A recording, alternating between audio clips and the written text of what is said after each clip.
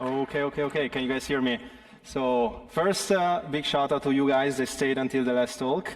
It's a big responsibility, and we're missing a couple of, I think, 20 minutes, and then we're ready for dinner. Okay, let's just start to speak a little bit. So this talk is a bit different for anybody that never hear me speak.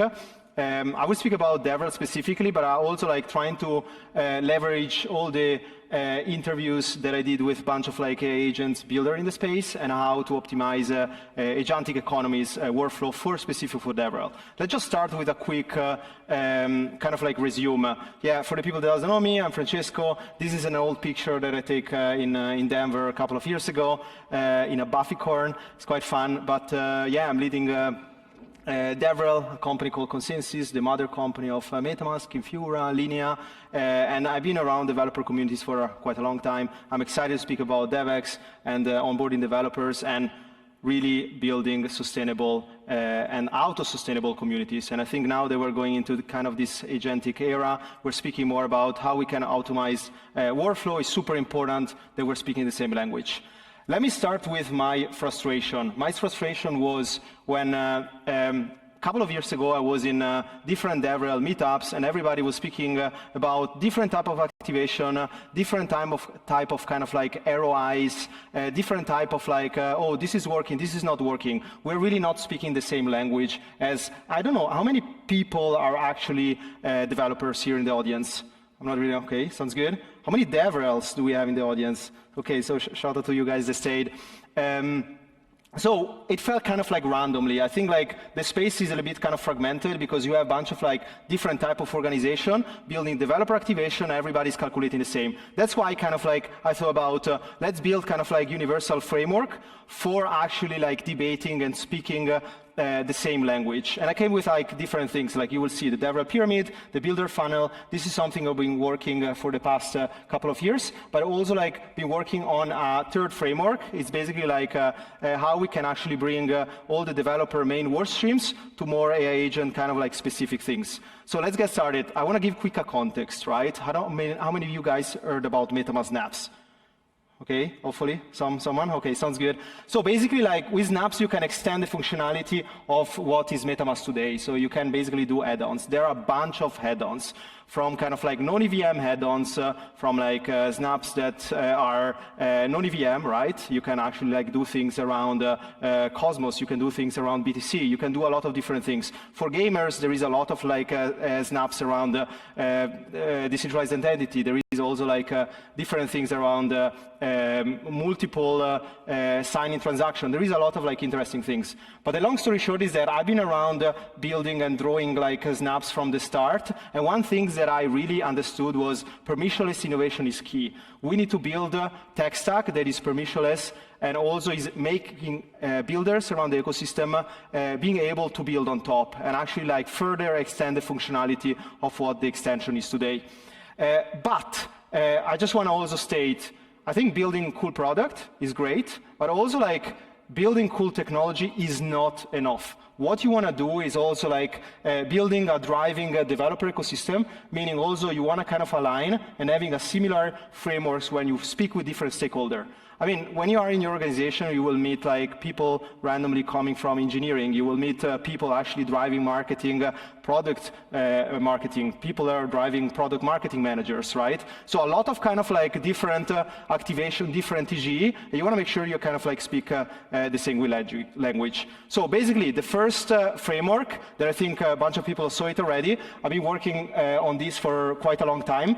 But basically, this is all about defining what is needed in the ecosystem. And I basically took this Maslow pyramid. I don't know how many of you guys saw this before, but basically I'm trying to build a Maslow pyramid for builder needs. So I came out with something called hierarchy of builder needs, and we actually went to different levels, from psychological needs, so being in some of the flagship hackathons, having access to resources, having basic education through your docs, through your tutorial, through the academy, and then you are basically going one level up. So every time we are speaking with company, one thing that you want to make sure is that advocating for this leveling of activation. Without having the background and the second and the third, you cannot really go up. We cannot speak about building safe space for developer if you cannot onboard developers on your doc if you don't have actually like credible CLIs that people can just fork and build from it, right? So I think that was something that I really learned that was really interesting.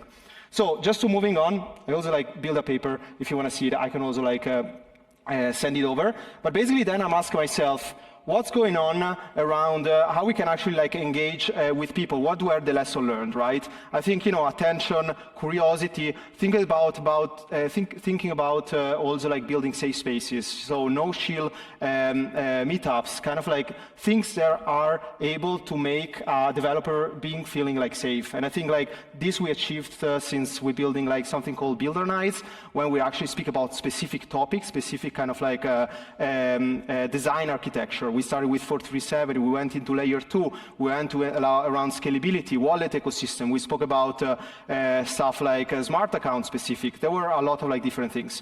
But also one thing I learned was we need to understand in which stage we are and what kind of like devs we are targeting. So I actually thought about myself, why we're not actually building a framework that is encompassing this funneling. So, and then I basically came out with kind of like developer funnel specific, and this was kind of like a lesson learned after those years, when I actually learned that building a safe space first for developers was actually more important than shielding a specific like product on the face to people. And basically that's what I did. So it was all about kind of like value-driven onboarding first, and then product-specific conversion later. So the whole idea was having community calls that are based on the ecosystem, having a very specific live coding session that are let's build an app, instead actually let's use this SDK first. And when you actually have this kind of like safe space, what you want to do is involve your kind of like product at a second stage. But it's always very important that you're building your community first and you're driving this through values. So I think that was one of the kind of framework that I think like is useful for people also, like they're learning around how to build successful developer communities, but also they got into the space and they want to actually like drive strategy further to, could be higher up, could be like people and stakeholder inside your organization. Yeah, I mean, these are kind of some bullet points, right? I think I cannot, specify enough. You know, docs are super important. They're evolving in different things. And I think also like strategic activation from like ambassador program and also like automatization is very important. But also fostering supportive, inclusive environment is something that I learned a lot around building, I think, 14 ambassador programs so far, including in all my career. And I think that was a big lesson learned, that scaling is all about actually like driving and amplifying passion. So why AI is changing the game, right? I think that's all the kind of like the fresh talk that I want to give today. What is actually all about? What is this kind of like third framework that I'm trying to work on, implying like agency and agentic economy will drive innovation. We also like shorten up our timing in delivering a specific activation. So content, I think everybody kind of like know already. You guys throw like different content around LLMs, optimizing for Twitter threads. There are a lot of like different things around content distribution. But I think one of the most important things that I kind of like learned as soon as possible was you need to build docs that are like LLM readable. You need to actually start think about some API playground for agents. So we need to actually serve both, but also like agents in the future. And basically, like an important part is DevRel is actually in the middle, right? DevRel need to understand that there will be agents that will actually like consume our technology, our API, our kind of like framework. So we need to think about also having agents consume all docs. So we need to serve both. It's a lot of responsibility, right? There is a lot of things that probably like need to be done, but also most important is a long-term game. Even if we saw already, you know, like a specific kind of like content being scraped, you see already where is the source of truth for agents. You see stuff like Reddit coming back kind of like as top of the list. So there are a lot of different things.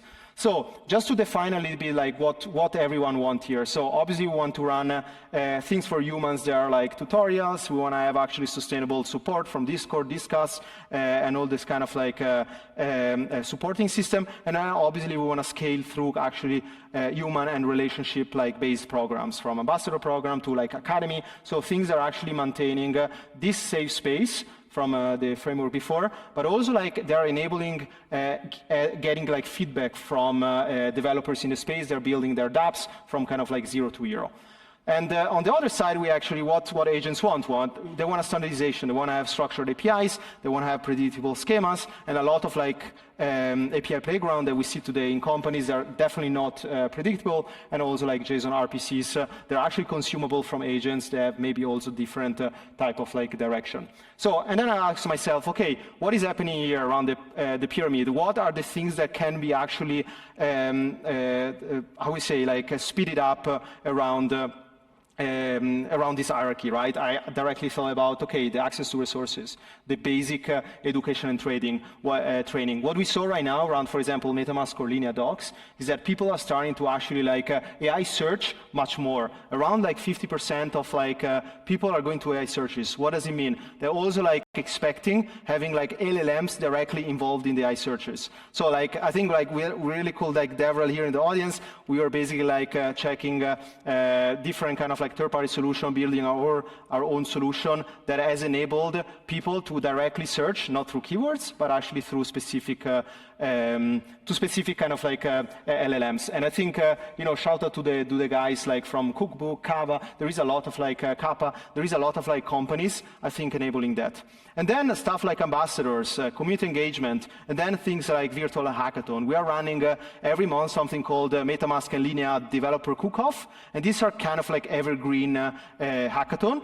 But the cool thing is that a lot of like prizes are delivered directly by agents, a lot of coordination, a lot of first-time submission to check fresh code, to check actually what people are building. They're actually like due diligence by agents. So there is a lot of categorization. And then I ask myself, what categories? I came up with these 6 categories that can be optimized around DevRel specific frameworks. So from developer education, community ops, something that I just mentioned, hackathon activation, so around kind of like could be a first round judging to actually prize coordination distribution.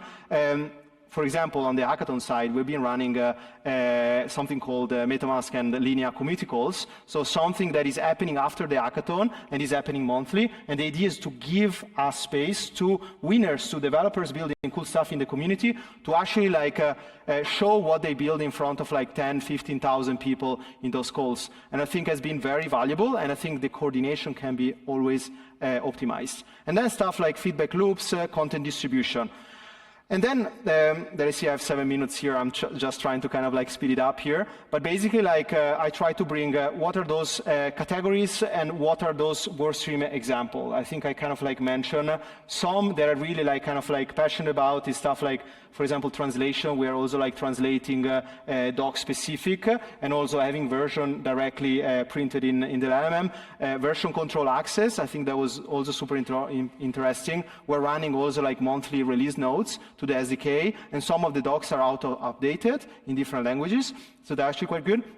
Content distribution is something that I'm very passionate about because I think the source of truth is having your, I don't know, 30 minutes, 45 minutes interview with a founder, and then you distribute the content in different kind of like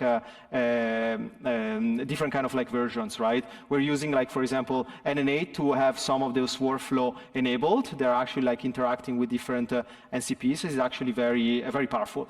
Obviously, this is not like kind of optimal, right? We're going in this direction because it's kind of like needed, because people obviously want to have content that is better suited for them, but also they want to have personalized onboarding, a personalized journey, right? And you see that already with doc specific. For example, we have for MetaMask SDK, we have something called a CLI that you can actually build and build on top, and we saw different kind of like feedback. People actually like to use the CLI in different ways, and I think developer analytics is also something that on the LLM side can be helped a lot. So why this kind of like third framework? I think like, you know, I mentioned already, like I think we will speak about agent. We are starting to speak a lot about agent in this different field. I think there was no kind of like proper breakdown of DevRel workflow in the ecosystem. That's why I thought about, okay, what can we actually optimize and have standardized around our kind of like developer relation professionals in the ecosystem. And this is not just about Web3, right? Everybody can take this out. And basically, I came with this, boom. So this is kind of like a human progression. What you can see here from the left is kind of like human-led, going until kind of like the agent native, right? So you have like a column that is specific human-led, AI assistant, and agent native. So we are going in a direction where we want to optimize in terms of like having agency actually running a specific task. And we actually saw some tests already. I think like last year in December, we had a company called Gaia that is doing decentralized AI. I don't know if you saw it, but they run an 100% agent-led hackathon judging, hackathon distribution were actually super interesting. And then you see also other tests, for example, Allo Capital from Kevin from Gitcoin. They're starting actually to build retroactive funding and evergreen funding, totally optimized and driven by agents. So I think that's super interesting what is happening around also on the funding side. But I just want to kind of like dive into the specific of like what is happening around those work streams. So just to give an example, I think you can take a picture, I can explain a bit more deeper around, for example, the content ops, right? Obviously, like on a human-led basis, you will actually like build your videos, tweets, blogs, but what you can actually do is actually much more. You can do auto summaries. You can actually run voiceover to make it like consumable for all the stakeholders in the company. You can actually have a snippet of videos. You can actually have different kind of like distribution of content. And then stuff like from hackathon and activation specifically, you can have frameworks that are going more and more on the automation side. So I think this is helping a lot of like giving a breakdown of what is happening around the ecosystem in terms of like what can we optimize. And I think it's also helping stakeholder understanding how to optimize your organization and how to actually like build a functional developer relation team and advocates around the ecosystem. And as I said, you know, there is a lot of like things that are happening, but one thing that I learned is that we are going in that direction. Things are not optimal. I think you want to test it out, build some experimentation. But I think you also need to drive home three things, right? Having frameworks is also helping you, your organization, you as DevRel, if you're in the audience, pitching this to your stakeholder, but also making sure you have clear mind where your execution strategy. You have clear idea when you're going to an hackathon, what you will do after the hackathon, how you can optimize. You have a clear idea if you're running like stuff like a builder night, or if you're running like a community call, what you can do after, how you can build this kind of like evergreen cycle where every developer in your ecosystem is able to feel kind of like safe, but also like supported. I think, you know, having your door open, but also like having this support always open is super important. So what we learned today, I think like, you know, you saw a pyramid that is basically like what we are doing, what DevRel is doing in the ecosystem. You see this level, you can actually learn, understand why it's important, and how to proceed from level to level. Don't start from the top, trying to make you understand you have your foundation rock solid. And then we saw a funnel, the funnel explaining you when you want to interact, which type of developer, and what type of activation you want to do first. And I think this is super important, trying to understand, build a safe space first, and then convert your developer. Don't just go to workshop, to random developer and shield your SDK. I think this is the most wrong things that you can actually do today. And then we saw a third things grid that actually tell you what can be automatizable, what can actually be native and more assisted. So, and I think I want to kind of close up before everybody's leaving and have some question. Just want to close up with one question, right? Are there some risk in this? Will AI take our job? And I want to close up with this picture here. They don't appear to want to take over. They just want to dance. It's a bit rhetoric, but thank you so much, everyone, for your time. Thanks so much for inviting me here, and I hope you learned something today.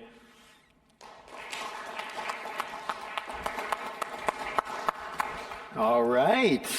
Do we have some questions?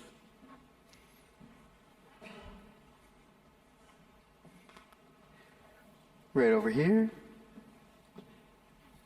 Hi, Francesco. Thank you for the great talk. Have you implemented yourself some of these automations? Yeah, this is a good question. So basically what we're doing is for content distribution, where we're running this workflow around the NN8. For example, for hackathon due diligence, for the developer cook-off, for example, we are running a first round of due diligence run by basically specific agent. So what you can do is we're running against kind of like fresh code and also some of the use case they are done against the bounty verticals. So those are kind of like the two main things that are on top of mind. But I think the most important for DevRel specific is documentation, documenting things, and also like building this distribution of this content. Maybe next time I will go to dance, you know. The agents will start running things. Thank you for great talk. I have a question. What did you see? What didn't work with AI? What you kind of predicted? Yeah. I mean, this is a good question. So I've been running those interviews, building agents with the basic frameworks from the start. I think what didn't work was we started to see, we are already seeing like bunch of forks of agents. I don't know, I'm just literally like re-seeing DeFi Summer from a couple of years ago, right? There are around 400 ELISA forks, the building DeFi agents. I think it's really like a space evolving fast, right? But my most important kind of like concern is that we need to make sure that we defend the right for kind of agent consumers to understand which agent is actually providing true value. It's also, I think it's also when you're speaking about DeFi or SocialFi, we're super early. I mean, we saw Giza 1.5 months from production, and it's the only kind of like agent that I see that really provide value. One other kind of like lesson learned that I see is that we need to think about also agents that actually provide value to protocol specific instead actually like B to kind of like C. That was actually one lesson learned there. But I think the first part is what scared me the most, that people will start seeing and getting kind of like ragged by forks of forks. That's why before even speaking about let's build more agent, and this is a bit different than this talk, I think like contributing to, for example, I'm contributing to a DAO called Modder that is basically trying to run standardization and attestation frameworks for agent, meaning they will be able to build basically like a unified repo where you will see which agent is kind of like the OG agent that run on the first timer code. And I think that's super important because if we're going this direction, we will have a marketplace of like 10,000 agents doing the same things, and it will be difficult to actually understand which one is providing true value and which one is not dragging us, right?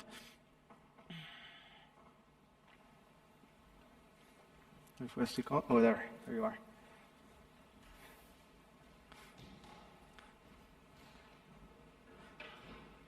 The quality question is what makes this audience awesome. What are some of your like most important or like interesting use cases for AI agents in your opinion? I think optimization, community ops. I think what we always started right now is, I mean, we're running like this ambassador program. A lot of work has been done around social coordination. I think community ops from the ambassador program side, but also from the virtual hackathon side. We're spending so much time involving different stakeholders in a first time due diligence, and also like in running more distribution of the hackathon. So I think like this specific use case are tangible ones. That's why I try to also break down DevRel specific workflows that, you know, from next kind of like week, you can actually start automatizing this. And that's why in the framework, I put kind of like the difference between where we are right now on human-led to actually like assistant AI-led. There is a big difference. I mean, AI agents has already been around for like Web2 stuff. Does they have PMF?